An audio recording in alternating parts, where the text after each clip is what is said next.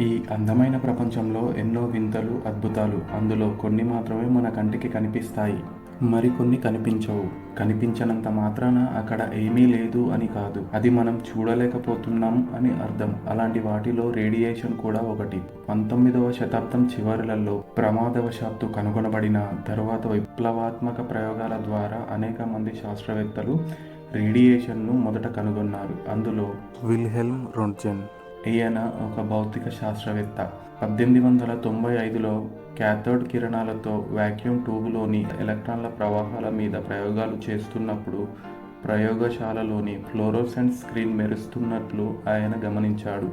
Tube నుండి కొత్త రకమైన కిరణాలు వెలువడుతున్నాయని ఆయన గ్రహించాడు. అతనికి ఆ కిరణాలు ఎలా ఎందుకు వచ్చాయి అనే విషయం తెలియదు కాబట్టి ఆయన వాటికి ఎక్స్-రేస్ అని పేరు పెట్టడం జరిగింది. 1896లో హెన్రీ బెక్వెరెల్ యురేనియంపై ఎక్స్పెరిమెంట్స్ చేస్తున్నప్పుడు అవి ఏ శక్తి అవసరం లేకుండానే రేడియేషన్ను విడుదల చేస్తాయని అతను కనుగొన్నాడు. అప్పటి నుండి రేడియేషన్ అంటే ఏమిటో తెలుసుకోవడం ప్రారంభమైంది.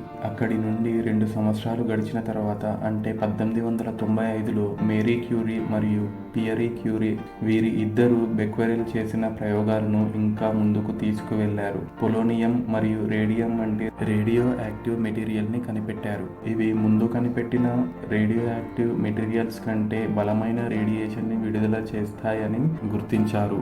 ఆ తరువాత మేరీ క్యూరీ చేసిన సంచలనాత్మక పరిశోధనలు అణుభౌతిక శాస్త్రాలలో ఎక్స్పెరిమెంట్స్కి పునాది వేశాయి. ఆ తరువాత రేడియేషన్ పై పరిశోధనలను రూదర్ఫోర్డ్ కొనసాగించాడు. రేడియేషన్ అనేది ఆల్ఫా, బీటా, గామా రూపాలలో ఉంటుందని 3 రకాలుగా వర్గీకరించారు.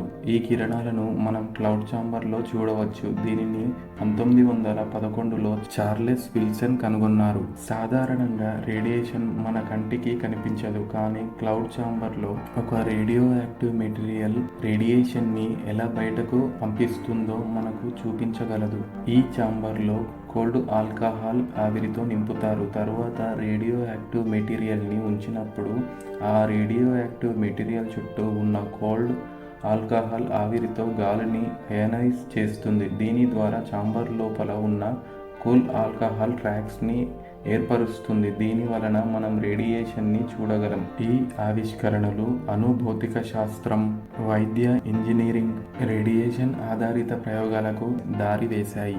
దీని తర్వాత non ionizing radiation, ionizing radiation అని 2 రకాలుగా రేడియేషన్ని గుర్తించారు.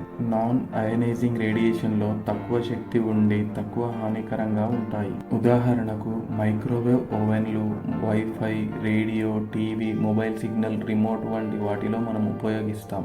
అయోనైజింగ్ రేడియేషన్ ఎక్కువ శక్తి ఉండి ఎక్కువ హానికరంగా ఉంటాయి. ఉదాహరణకు X-race, gamma rays, alpha, beta particles. ఇవి మనం సాధారణంగా ఎక్స్-రేస్, ఎంఆర్ఐ, సిటీ స్కానింగ్లలో ఉపయోగిస్తారు.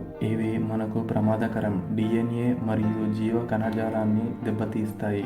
ఎక్కువ అయనైజింగ్ రేడియేషన్కి గురి అయినట్లయితే క్యాన్సర్ లేదా చర్మం కాలిపోవడం, ఇతర ఆరోగ్య సమస్యలకు దారితీస్తుంది. ఇంకా ఏ రంగాల్లో రేడియో యాక్టివ్ మెటీరియల్స్ని ఉపయోగిస్తున్నారో తెలుసుకుందాం రండి. వైద్య రంగంలో ఎక్స్రేలు తీయడానికి, సిటీ స్కాన్లు మరియు ఎంఆర్ఐ స్కాన్లు తీయడానికి ఉపయోగిస్తున్నారు. మన శరీరాన్ని డీప్గా అర్థం చేసుకోవడానికి, చిత్రాలను రూపొందించడానికి రేడియేషన్ని ఉపయోగిస్తున్నారు. మరియు క్యాన్సర్ కణాలను చంపడం కోసం క్యాన్సర్కు చికిత్స చేయడానికి ఉపయోగిస్తున్నారు. ఈ రేడియేషన్ని సరిగ్గా ఉపయోగించలేకపోతే కొన్నిసార్లు ప్రాణాలు పోయే అవకాశం కూడా ఉంటుంది. అండ్ స్పేస్ రంగంలో కూడా ఉపయోగిస్తున్నారు. డీప్ స్పేస్ మిషన్స్లలో న్యూక్లియర్ బ్యాటరీల ద్వారా స్పేస్ క్రాఫ్ట్స్ని చాలా దూరాలకు పంపుతున్నారు. మరికొన్ని రంగాలలో కూడా ఈ రేడియేషన్ని ఉపయోగించుకుంటున్నారు. న్యూక్లియర్ ప్లాంట్స్ ద్వారా పొగ లేకుండానే పెద్ద మొత్తంలో విద్యుత్తును ఉత్పత్తి చేయగలుగుతున్నారు. వీటి వలన కూడా ప్రాబ్లమ్స్ లేకపోలేవు.